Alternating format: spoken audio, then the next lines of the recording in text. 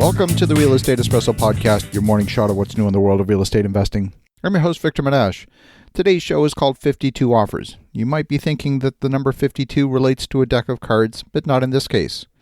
On today's show, we're talking about a property that this past weekend had 96 showings, and today had 52 offers. Mine was one of them. I was certain there would be multiple offers, and we knew the property would sell above asking price. We did our due diligence, a thorough job of estimating the work. The house was a total mess, but salvageable. There was a gaping hole in the roof. The house had been left to fall apart. The mess on the inside had the makings of a horror film. Amidst the clutter, garbage, and debris, there were items in near perfect condition. There had to be at least $10,000 worth of tools and equipment that could be sold on the open market. It's a sad story. The owners are sick, one is in hospital, and there's a power of attorney to oversee the sale. So the question is, how to read the market. Our offer price would be influenced heavily by what the finished product would sell for in that location. The asking price was about 45% of the after repair value. Clearly, there was a fair bit of room to do a quality job of the renovations. The structure of the house had been damaged in a few places due to the intrusion of water, but these areas were localized. The entire house would be gutted and refinished.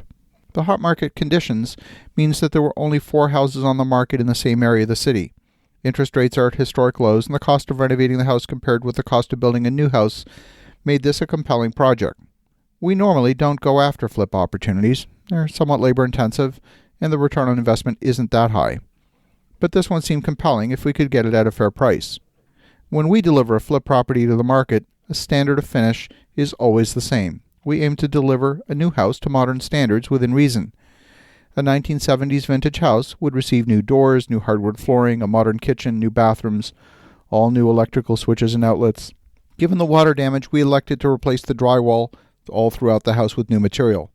This would get rid of the stipple ceiling. In this case, most of the infrastructure of the house was reusable. The plumbing and electrical were good, the windows were in good condition, and the furnace was relatively new. The framing of the house was in sound condition. Now, with 52 offers, there was a good chance we would not be the winning bidder. Someone's almost always willing to pay too much. That's the auction environment. And as it turns out, we did not submit the winning bid. On one level, I'm happy that we didn't win. If we did, it meant that we were probably paying too much. We offered $63,000 above the asking price.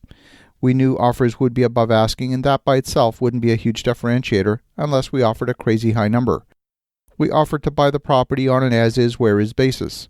There were no conditions on the offer. That, too, would not be a differentiator. We expected the other offers to be unconditional.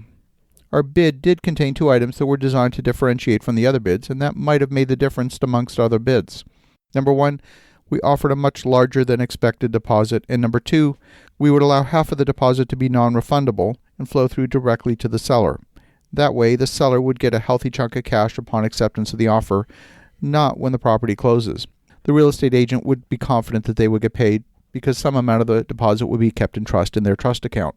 Now, from the condition of the property, it's fair to assume the seller was having money troubles, among other things. An immediate infusion of cash might have been welcome. It was a strategy, but clearly not enough to make the difference in this case and turn it into a winning bid. Now, the experience of this bidding war says a number of things about the market. It says that despite the depressed economic conditions, there's an intense level of competition in the local market. It'll be hard for something appearing on the public MLS ever to be a bargain with that level of competition.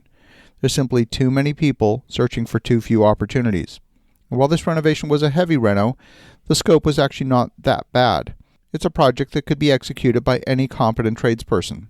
This is the second opportunity in a week involving a full underwriting that we found on the MLS that didn't work. Now, generally speaking, we don't bid on single-family homes. Our projects are overwhelmingly multifamily. But every now and then we'll look at single-family opportunities when the market conditions seem to point to conditions that are favorable. And this is one of those times when property values have increased more than 20% in some local segments in just under a year. The only meaningful way to redevelop a property in today's environment is to find opportunities that are off-market or build new construction. But new construction homes won't complete for close to a year once the permitting process and the design process is complete.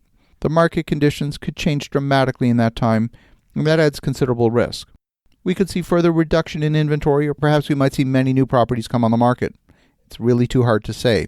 We're prepared to wait things out and stick to our discipline of our numbers. As you think about that, Stick to your discipline and stick to your numbers. Have an awesome rest of your day. Go make some great things happen. I'll talk to you again tomorrow.